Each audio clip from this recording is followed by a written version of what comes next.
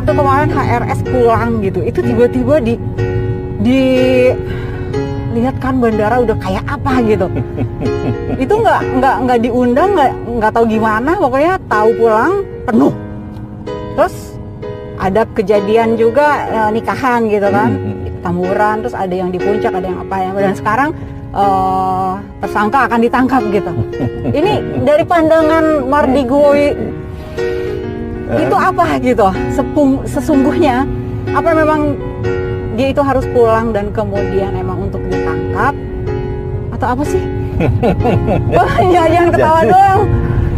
Kalau saya menyatakan ini as it is, apa adanya, maka waktunya belum tepat. Oke. Karena itu saya dan tidak akan pernah tepat kayaknya. Ada waktunya suatu.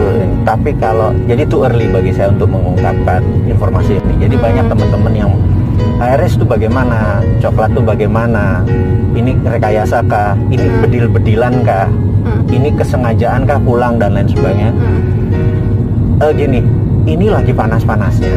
Iya. Maka segala informasi yang saya akan buka itu akan menimbulkan pro kontra karena saya tidak mau jualan. Saya menunda sedikit, saya minta teman-teman bersabar. Saya menunda sedikit aja. Tapi kita akan buka, kita akan reveal. Jadi kalau mau sederhananya begini, kalau mau sederhana, Mbak Indi ingat suatu hari dulu di TV ada seorang magician. Magician ini dia membuka seluruh tabir rahasia bagaimana orang melakukan magic. Sehingga orang kalau melakukan trik yang sama garing. Oke. Nah, banyak dia diprotes, mungkin 90% magician protes sama dia karena gara-gara dia begitu dia nggak bisa dagang. Karena dia kan? buka. Karena gitu dia kan? buka. Misalnya trik ternyata gitu doang, sulap gitu ya. Magic. Telur dimasukin ini ke ando sapu tangan terus dipecah terus masih telur juga. Loh, tadi ininya kemana gitu ya. Dulu kita penuh penuh wow gitu ya, begitu dibuka gitu doang. Ya. Nah, akhirnya kan 90% magician hampir bubar karena nggak bisa dagang, marah. Tetapi di sisi lain, magician yang benar-benar berkreasi menciptakan new magic dan itu mereka tutup.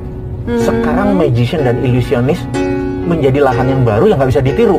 Dan itu sekarang naik 2-3 level. Oke. Bayangin kalau dia dulu 15 tahun yang lalu dia tidak buka, maka magic akan menjadi sama dengan 100 tahun yang lalu. Nah, balik lagi ke yang itu. Nah, Bossman ini niatnya adalah membuka magic reveal, the political reveal mau dibuka. Supaya yang anjing-anjingin nggak banyak. Kampret tuh, bangke tuh Bossman gitu kan. Dibuka nih rahasianya, gini loh cara korupsi. Jadi korupsi yang paling rendah adalah makan anggaran. Korupsi yang paling tinggi rubah kebijakan. Wah, ini ada magic yang harus dibuka nih. Hal ini. Tapi jangan sekarang, ini masih hangat. Kalau masih hangat nanti tujuan dia yang mulia tidak tercapai, tujuan yang ini yang mulia tidak tercapai. Ada dua yang mulia berarti ya? Karena kita nggak kan CCM, semua orang punya cita-cita mulia kan. Semua orang punya CCM-nya masing-masing gitu ya, punya kebenarannya masing-masing.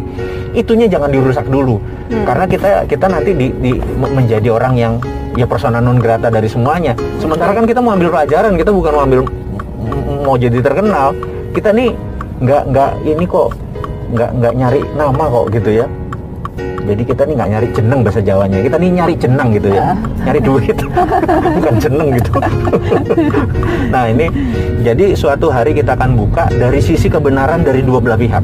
Dari kedua belah pihak. Dari kedua belah pihak. Jadi orang bisa ngeliat, oh ini landasannya ini, oh Cinanya begini, Amerikanya begini, Tiongkoknya begini, oh tujuannya ini.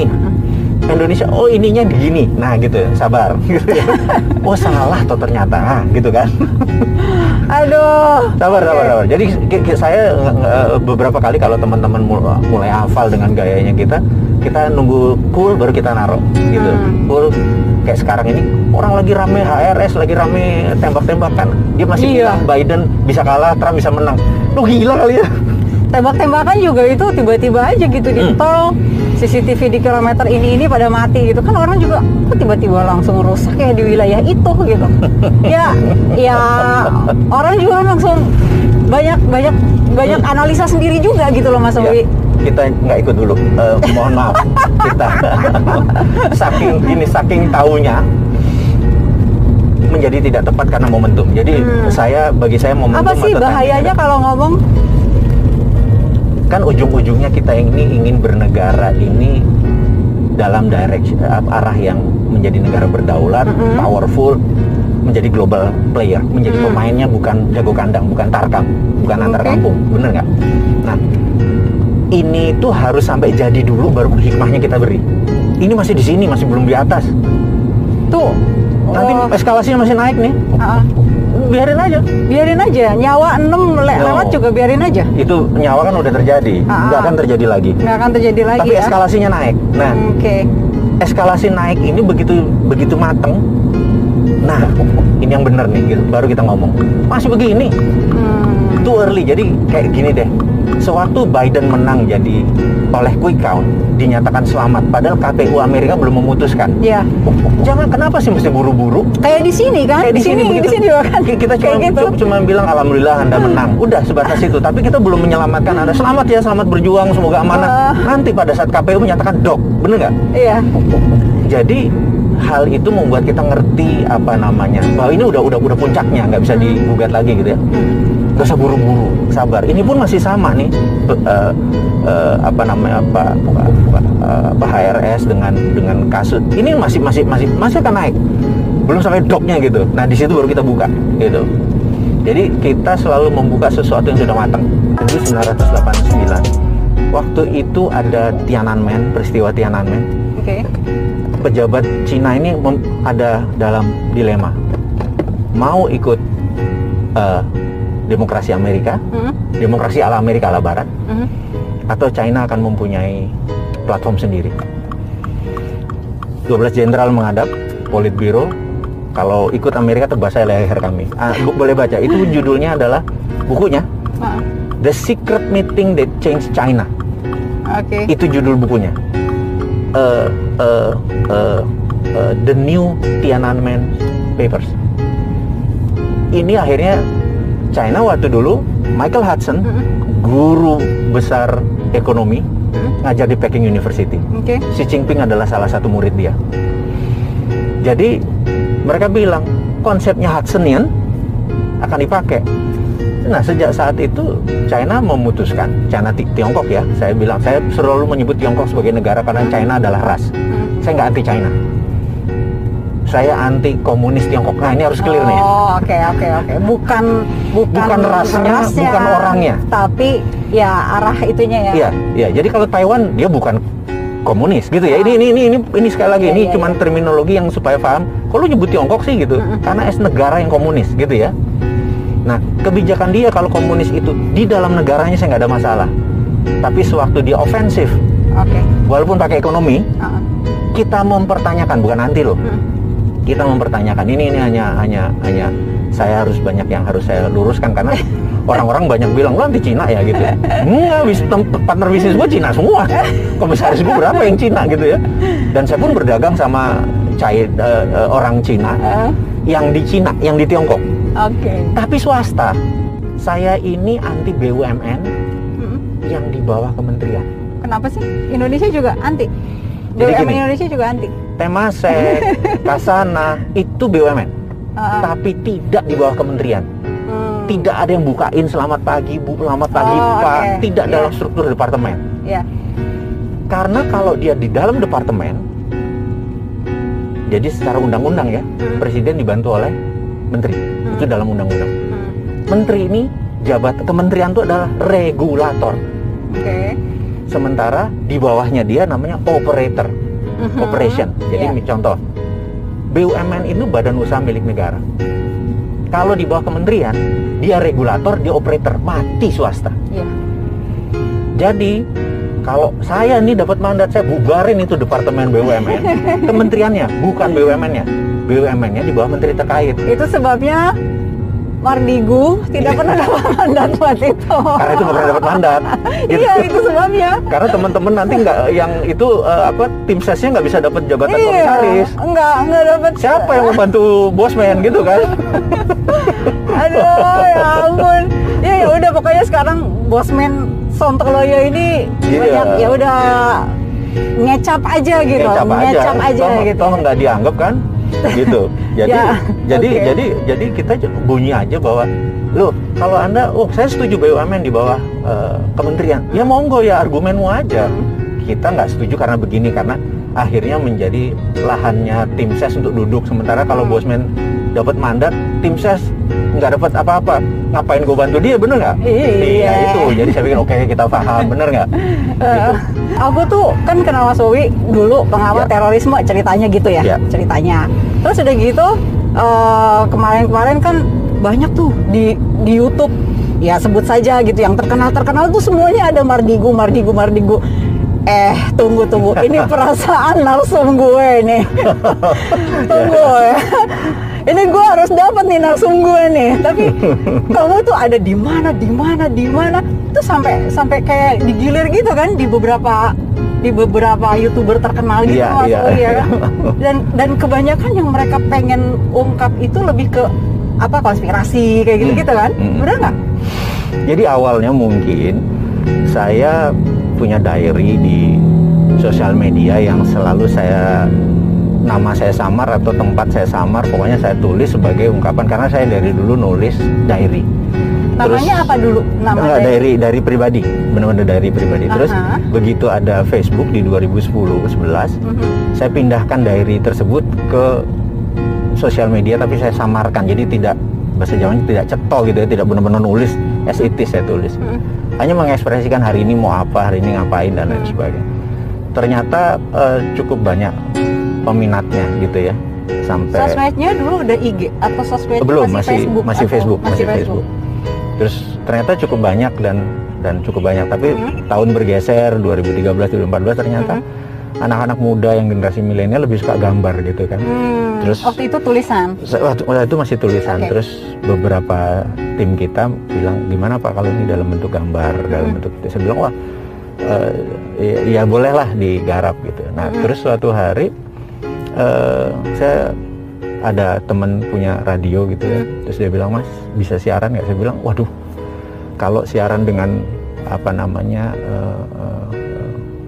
temanya apa gitu kan, saya harus tahu dari awal. Dia bilang, enggak, ini kayak acaranya Mbak Indi loh, apa aja gitu. Nah saya lebih luas gitu ya, karena akhirnya kita rekaman taping, kemudian dia ngirim 3 menitan gitu, 3 menitan video wawancara itu. Terus dia bilang, saya mau naikin ini. Terus saya, oh lucu nih, terus saya kasih anak-anak, sama anak-anak dikasih footage, dikasih gambar, dikasih gerak, dikasih itu, jadi bukan kata-kata aja tapi ada gambarnya gitu.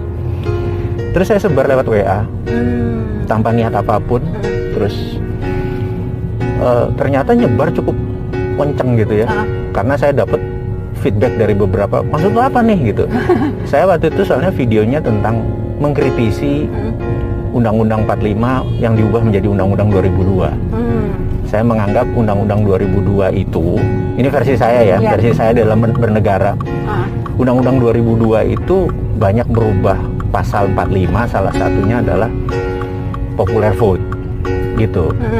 Nah, sementara negara demokrasi terbesar di dunia aja pakai electoral vote gitu ya, Amerika yang tua itu nggak pakai popular vote. Karena popular vote yang dijual kan kepopuleran, bukan kredibilitas. Ini versi saya ya, maaf nih kalau yang tersinggung. Itu tahun berapa berarti ya? 2002.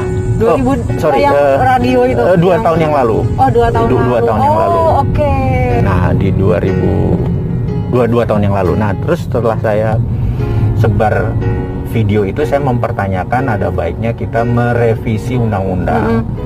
Karena saya ada satu hal yang saya agak sedikit madep gitu bahasa Jawanya. Begitu menghilangkan fraksi TNI Polri dari DPR. Sementara menurut saya seorang TNI dan Polri itu mereka sudah tidak punya voting right, tidak pernah memilih, tapi tidak ada wakilnya. Mereka 1 juta orang, 2 juta orang, dan ini adalah well trained manusia yang terdidik, terorganisir, ngerti bela negara dan lain sebagainya. Begitu mereka tidak punya wakilnya, saya pikir ini negara kita diasasin ini, gitu ya. Nah, saya bunyikan itu bahwa kita harus revisi ulang. Saya maunya Termasuk nambah satu lagi, ASN kalau perlu kan dia tidak usah milih, kalau nggak nanti dipaksa sama atasan, bupatinya, wali kotanya lah, gubernurnya lah, memaksa. Nah, ASN kalau perlu tidak memilih, tetapi punya wakilnya di DPR. Dan itu barang nyampe ke pemerintah atau nyampe. Karena teman-teman pejabat yang nanya, maksud lu apa nih gitu dan lain sebagainya gitu ya. Dia bilang, segitu kenceng. Sampai sahabat saya Mas Roy Martin itu bilang, Mas ini suaramu, suara kamu. Saya bilang, iya. Kamu harusnya taruh mukamu. Kenapa? Karena lu nggak bertanggung jawab nih. Iya. Kalau suara doang. Suara plus nama? Enggak. Waktu itu belum, masih suara doang gitu ya. Oke. Terus dia bilang lebih baik ada mukamu, jadi kamu bertanggung jawab. Jangan kayak gini. Saya pikir bener juga. Tapi saya kalau taruh nama saya dibilang jualan. Bener nggak? Nah, saya kan nggak niat jualan. Gue orang mau pensiun kok, saya bilang gitu.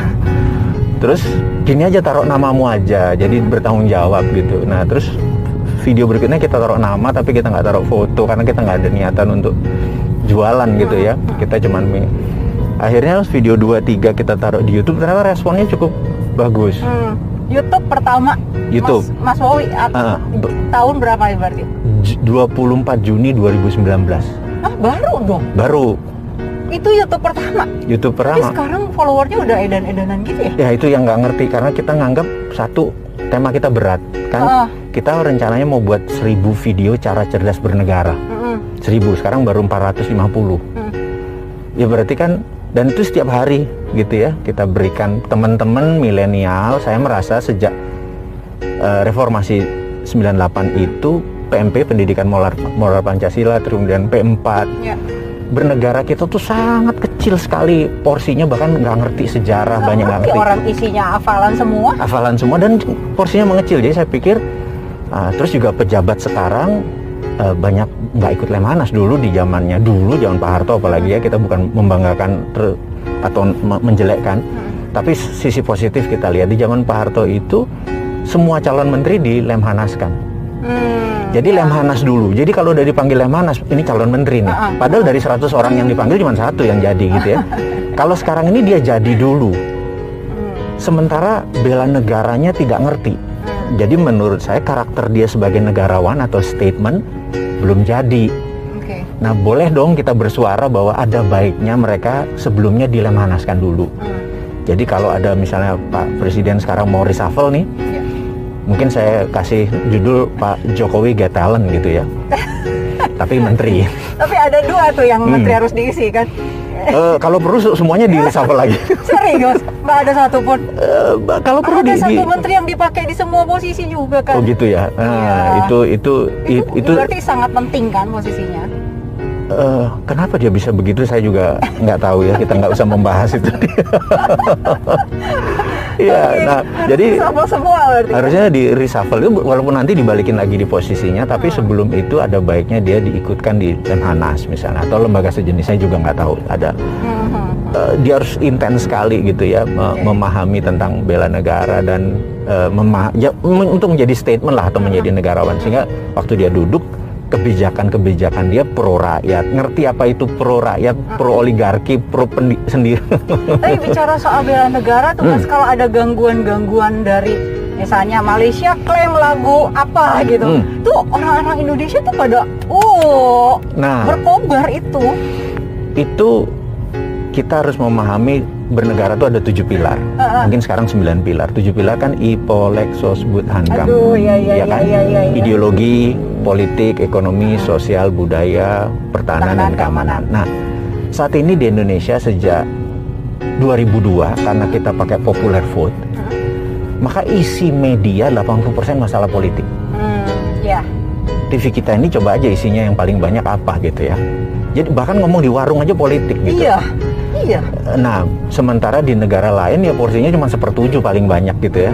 Nah, bisa kita lihat sosial medianya di Jepang, sosial medianya di Korea, sosial medianya di Singapura, sosial medianya di Amerika. Jatah politik kecil sekali. Jadi nggak kayak kita tergila-gila sama politik gitu. Tergila-gila ya. Iya, sehingga ekonomi kita tidak grow seperti seharusnya. sosial budaya kita tidak memahami bahwa TikTok itu bisa merupakan tool Betul. sebagai intelijen untuk mempengaruhi dan lain sebagainya. Betul. Nggak tahu, lo asik kok gue main TikTok gitu ya. Nah, ketidakfahaman ini sudah semakin panjang dan mungkin saya sebagai orang nasionalis patriotis ya ngambil genre sendiri deh gitu ya. Itu agak melihat itu sebagai national threat. Nah, saya mempertanyakan kepada negara kita saat ini, who define atau siapa sih yang menentukan national threat di negara kita? Kayaknya Ancaman? Nggak ada. Hah? Nggak ada, di kita nggak ada ya? Nggak ada. Harusnya ada. Harusnya ada. Di Amerika ada NSA, National Security Agency, ada eksekutornya CIA dan lain sebagainya gitu ya. Terus ada Defense Intelligence Agency. Di Indonesia satu-satunya negara dari 160 negara yang nggak punya badan intelijen pertahanan gitu ya. Jadi kalau BIN itu usernya presiden, Iya. BAIS itu usernya panglima, Menteri Pertahanan Iya. harusnya ada dia ya. tidak harus rumit dan tidak harus banyak. Karena ini bidangnya beda-beda gitu, bidangnya pertahanan beda sama keamanan gitu ya. Keamanan ranah polisi, pertahanan ranah militer.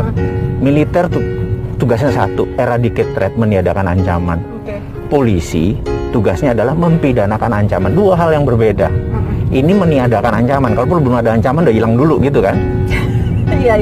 Itu memang fungsinya. Nah ini begitu ada ancaman atau threat tadi, udah jebol duluan, udah maling, udah korupsi, dia baru mempidanakan. Ini pra, ini after gitu kan. Yang begini-begini ini nomenklatur negara toto dahar kalau orang Jawa bilang tuh. Saya banyak terminologi Jawa karena latar belakangnya Jawa Timuran gitu. Makan aja ada totonya gitu ya, piring di sini, sendok di sini, garpu di sini gitu ya. Nah, nomenklatur bernegara ini banyak yang harus dibetulin. Misalnya Departemen Sosial itu jangan di bawah negara atau pusat, tapi Departemen Sosial yang lebih tahu adalah pemerintah daerah. Jadi bubarin aja tuh departemen itu. Gus Dur udah coba bubarin dan ngerti kan, Gus Dur bubarin. Sekarang setiap menterinya korupsi. Gitu kan, lembar dari dulu dibubarin gitu kan, gitu.